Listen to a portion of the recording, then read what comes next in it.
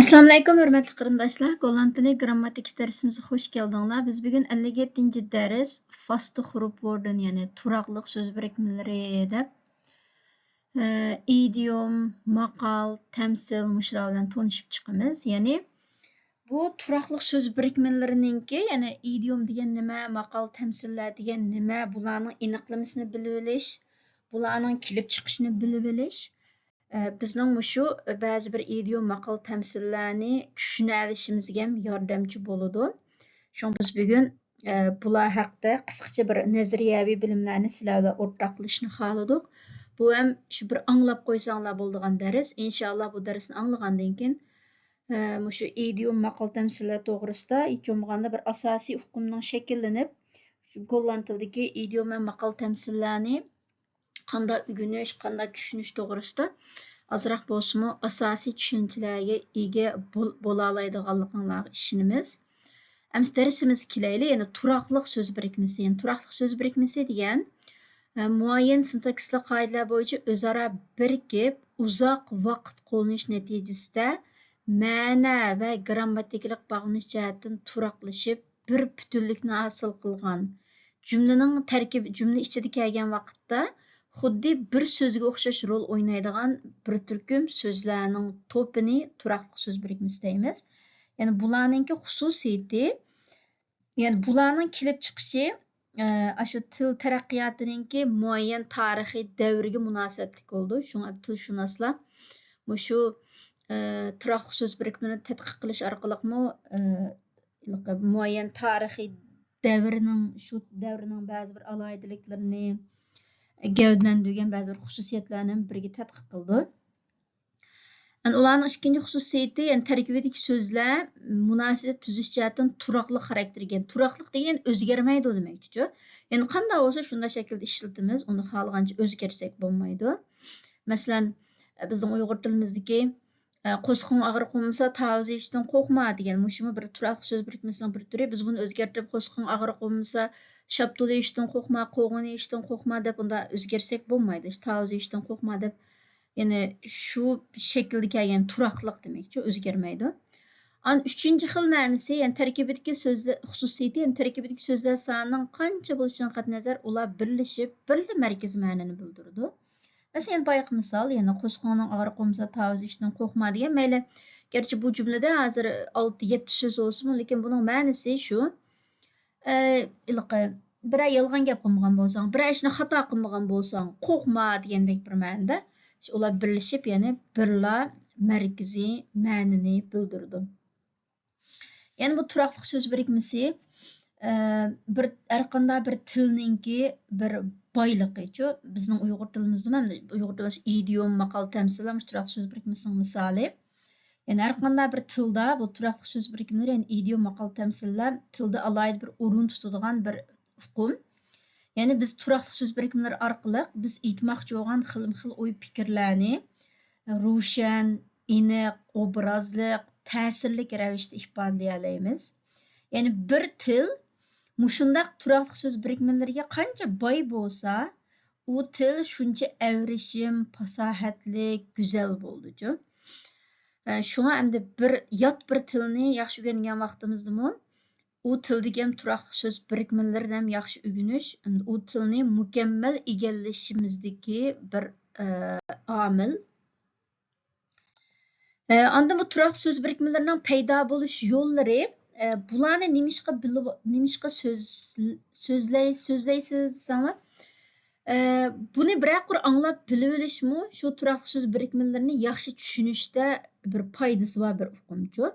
Shuning buni anglab qo'ysanglar bo'ldi. Ya'ni bu turaqliq so'z birikmalarining paydo bo'lish yo'llari, birinchisi bir voqea hodisani jonliq ravishda tasvirlash orqali hosil bo'lgan bo'ldi. Masalan, uning ishi suvga chilashdi deymiz, lekin buning ma'nosi hamniyatda uning ishi mag'lub bo'ldi deb. Ya'ni mushunda bir voqea hodisani jonliq holatda tasvirlash orqali turaqliq so'z birikmalari yasaldi.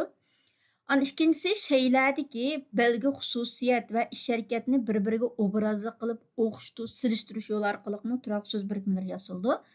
Endi bu har qaysi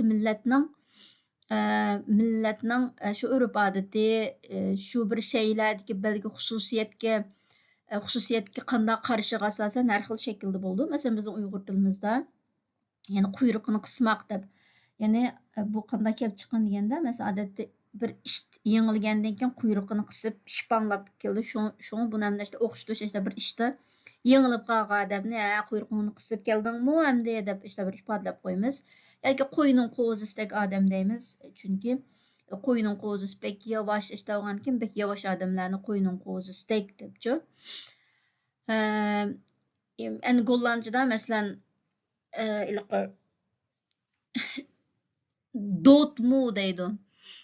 Yoki mu alisin hon deb, yani ishda yerib ketmek debchi. Chunki ishda yerib ketganda bek yerib ketadigan o'xshaydi. Endi ish qilib ishda bir yani bir şeylerdeki, hayvanlardaki bir belge xususiyetini, iş hareketini müştaylık o'xshatish, silishtirish orqali mana turaqli so'z birikmalari yasaldi. Çünkü har xil tilda bu har xil bo'lishi mumkin. Üçüncüsü birer sözün köçme ma'nisidan foydalanib tasvirlaydi. Masalan, ağzı ittik, ağzı boş, quluqi uzun. Lekin bu yerda aslida ittik deganning ma'nisi pichoqlarning ittikdagi ishlatmaydi. Ağzı ittik deyish orqali ağzıga nima kelsa darhol da'vatadigan. Ağzı boş deyish orqali ig'izida gap turmaydigan, bir gapni desa ishonga bo'lmaydigan, darhol hammadamga da'vatadigan. Quluq uzun deyish orqali quluqi uzun emas, balki işte gap tinglab yoki hamma xabarlarni anglab turadigan bir odamlarni ifodalamoqchi. Mushta ko'chma ma'nisidan foydalanib tasvirlash orqali turaqli so'z birikmalari yasaldi. Ondan afsona, rivoyat, hikoya cho'jaklarda bayon qilingan voqealar asosida barliq kelgan turaqli so'z birikmalari va bu ham har qaysi millatninki o'zininki afsona rivoyatlarning, hikoya cho'jaklarining o'xshamasligiga asosan har xil shaklda bo'ladi. Masalan, molla mushki bo'lib olmoq degandek, bu bizning Uyg'ur tilimizdagi qadimiy bir hikoyadan kelgan bir turaqli so'z birikmasi. Ondan diniy aqida asosi borliq kelgan. Mesela 7 iqlim, qiyomat qoyim bo'lmoq deb. Bu mamlakatda diniy aqidalar asosli so'zlar. Mesela qiyomat qoyim bo'lmoq deb agar bir ish bek ig'ir bo'lib kelsa, işte ifodalab qo'yamiz-ku. Mesela oy qiyomat qoyim bo'ldimi, nima bu yerda deb qo'yamiz. Bunda deyish orqali rasmiy qiyomat qoyim bo'lishi emas, balki bek ig'ir bir ishning yuz berganligini yoki bu xabarni 7 iqlim anglab ketdi deb qo'yamiz. Bunda deyish orqali hammadan anglab ketdi degandekchi. Mushtamda diniy aqidalar asosida barliq kelgan mushta so'z birikmalari bor. Ondan kishilarningki turmush tajribasi, urf-odatlari asosida barliq kelgan. Masalan, bir qo'shiq qinini tilamak, ondan qo'lim ko'ksimda deb, masalan biz Uyg'urlarda mangmashda yordam qila olamsiz, u desa qo'lim ko'ksimda deymiz. Bunda deyish orqali chunki bu bir xil bizning urf-odatimizdan, masalan, odatda ko'rishgan vaqtimizda qo'limizni ko'ksimiz qo'yib ko'rishimiz hurmat yuzasidan, ya'ni mushta birsi yordam so'ragandim, qo'lim ko'ksimda deyish orqali oy men xalab qilaman, hurmat bilan yordam qilishni xohlayman degan qisqasi bularmi? Bunda so'z birikmalari har qaysi millatninki turmush tajribalari, urf-odatlariga asosan har xil shaklda bo'ldi. Onda yana qarindosh millatlarning tillaridan kirgan so'zlar, masalan, bizning Xanzu tilidan kirgan taypinamning vaqtida deb, yani burungi vaqtlarni ifodalamoqchi bo'lsak, taypinamning vaqtida u bo'ptikan, bu bo'ptikan deb.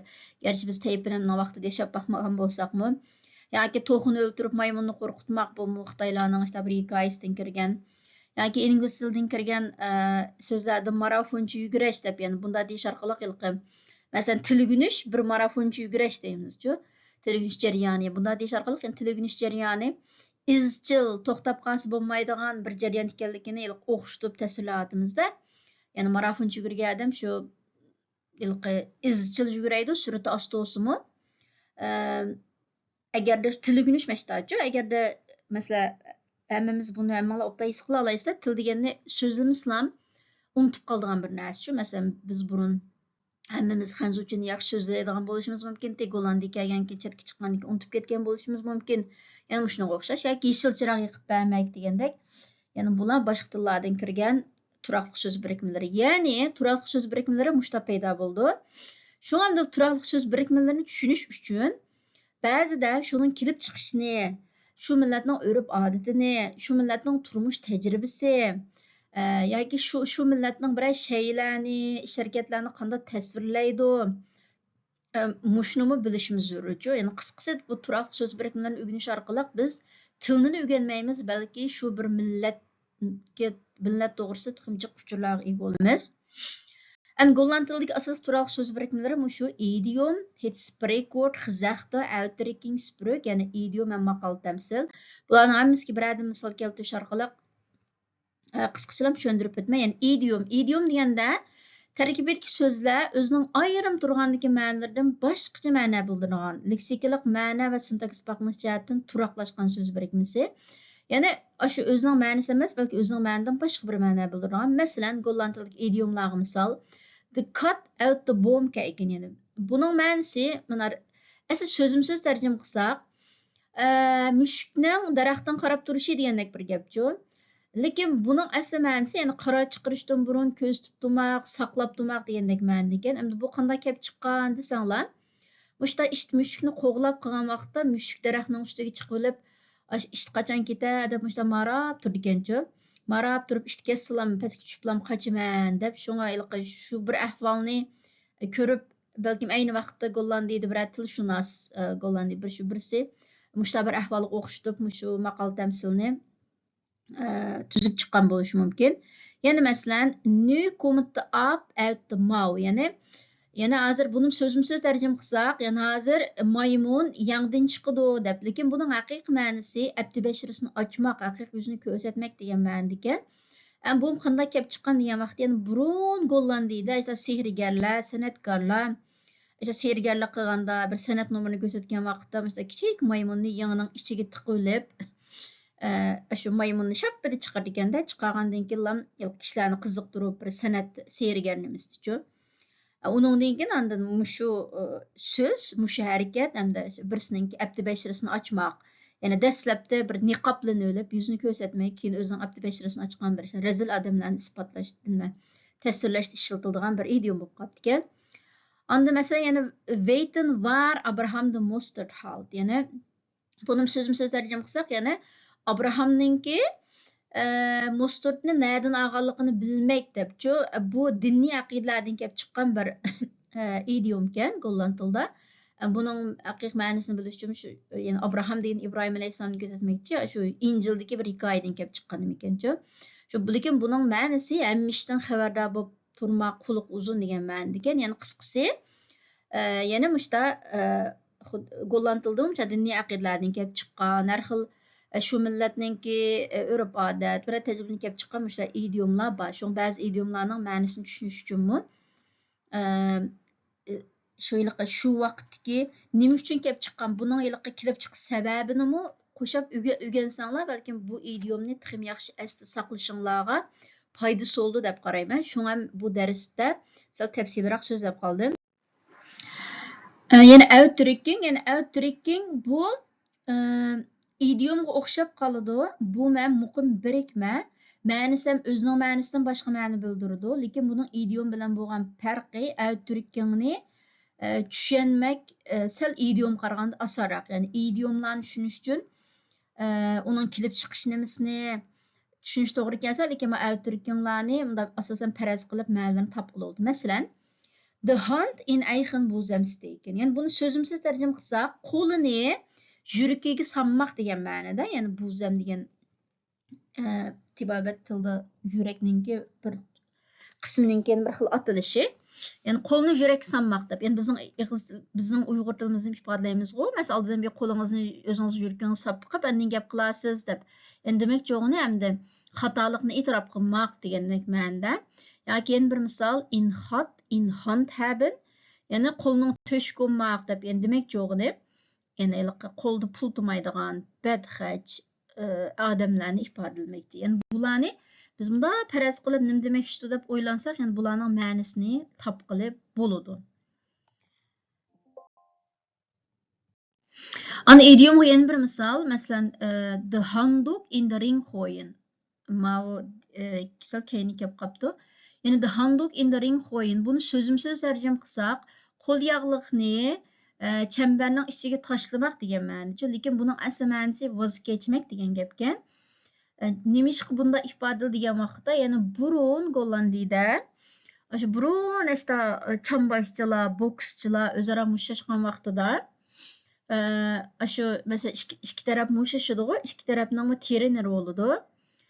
Agarda o'sha teriner o'zining mahiriningki endi bu chidayolmaydi, endi misha to'xtatmasak ya bir xatarlik ish kelib chiqdi, endi voz kechish kerak deb o'sha degan vaqtida shu qo'lda bir qo'l yog'liq bo'ldi ekan, qo'l yog'liqni bir chambar bo'ldi ekan, chambarning ichiga ham tashlaydi ekan. Shu tashlagandan keyin mandan musobaqa shu yerda oxirlashgan bo'ldi ekan.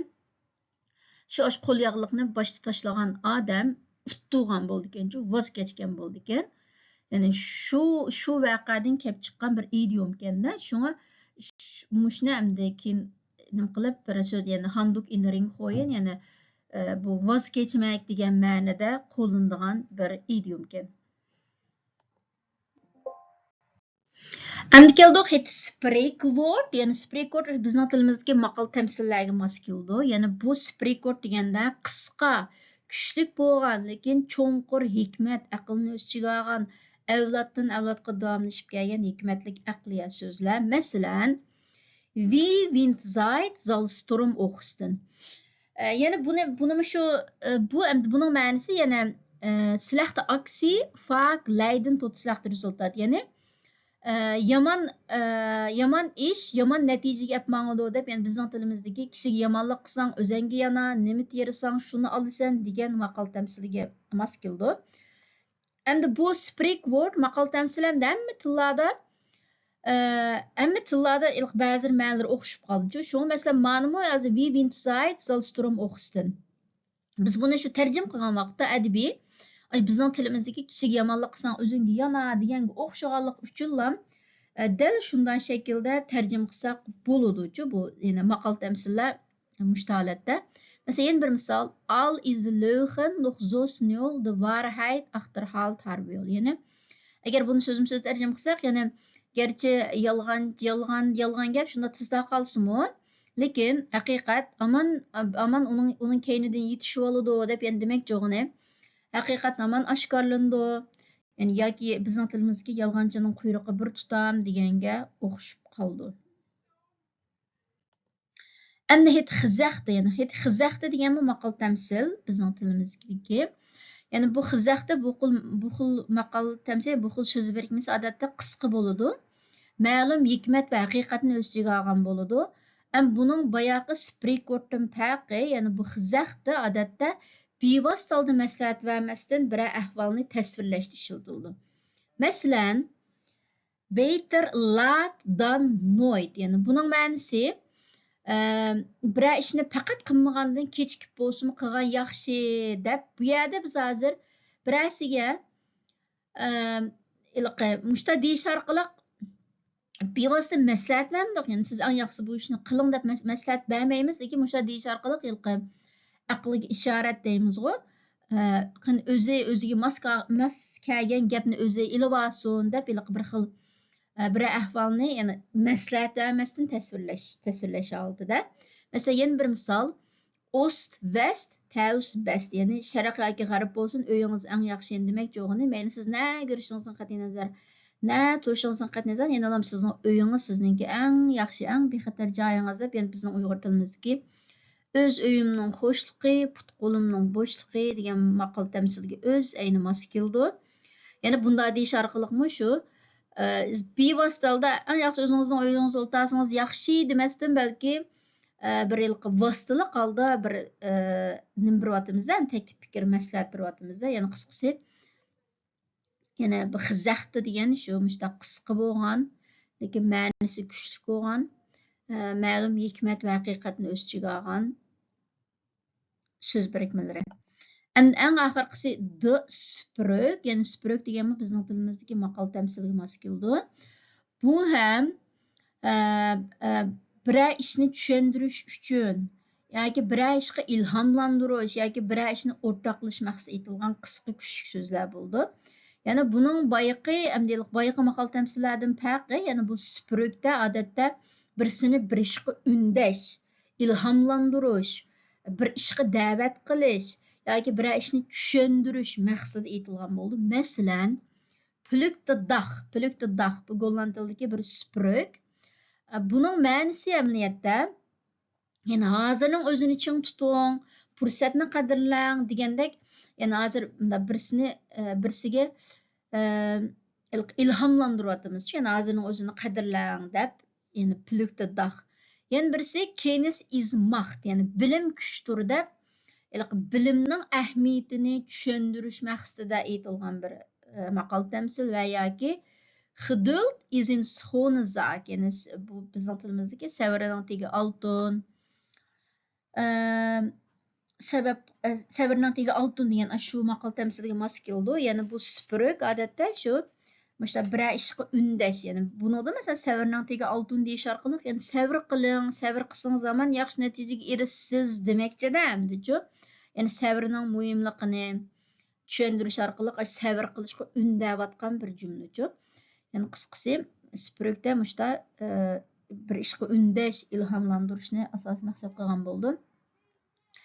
Yani golland tilidagi idiom maqol tamsillarning kelib chiqish to'g'risida, ularning ma'nosi to'g'risida so'zlaydigan darsimiz mushu. Yani buni bir vaqtim anglab qo'ysanglar, asli bunday ekanda deb bundan keyin idiom maqol tamsillarni o'rgangan vaqtinglarda qanday o'rganish to'g'risida hem bu idiom maqol tamsillarning hem tilninki muhim bir boylik ekanligi to'g'risida, o'rganishning ham muhimlik to'g'risida bir tushunchaga ega bo'lasizlar deb o'ylayman. Biz endi bu maqol tamsil idiomlar mayli golland tilida bo'lsin, hatto bizning uyg'ur tilimizda tushunish ta'sir bo'lgan bir uqumda. Masalan, bizning hozir Yevropada chet elda cho'ng bo'lgan bolalarimiz maqol tamsil idiomlarni desak, ancha tushunib ketmaydi boshqa gaplarni tushungan bilan, lekin bu ham tilning bek muhim bir boyliqichu hamda. Şun bunu ham cho'qim yaxshi o'rganmasak bo'lmaydi. Biz inshaalloh mush maxsus golland tilida ko'p ishlatiladigan maqol tamsil idiomlarni ham ayrim darslik so'zlashni boshlagan ayrim YouTube kanalimizda bor. Yani bundan keyin shu darsimizni davomlashtirib sizlarni tiximjiq maqol tamsil idiomlar bilan ta'minlashga tirishimiz. Ma'qulamsa bugungi darsimiz bu yerda oxirlashdi. Omon bo'lg'aysizlar. Keyingi qatimliq darsimizda ko'rishaylik.